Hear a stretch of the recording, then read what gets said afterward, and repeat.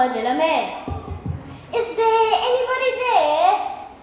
said the traveler, knocking on the moonlit door, and his horse in the silence champed the grass of the forest's ferny floor, and a bird flew up out of the turret above the traveler's head, and he smote upon the door again a second time. "Is there anybody there?"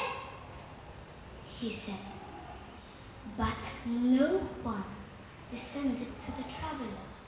No head from the leaf-fringed sill leaned over and looked into his grey eyes, where he stood, perplexed and still, but only a host of phantom listeners that dwelt in the lone house then stood, listening in the quiet of the moonlight to that voice from the world of men, stood throwing the faint moonbeams on the dark stair that goes down to the empty hall, hearkening in an air stirred and shaken by the lonely traveler's call, and he felt in his heart their strangeness, their stillness answering his cry, while his horse moved, cropping the dark turf neath the starred and leafy sky.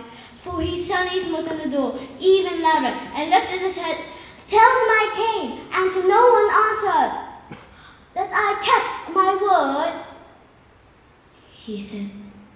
Never the least stir me the listeners, though every word he spake fell echoing through the shadowiness of the still house from the one man left awake. Aye, they heard his foot upon the stirrup, and the sound of iron on stone, and how the silence surged softly backward when the plunging hoofs were gone. Thank you.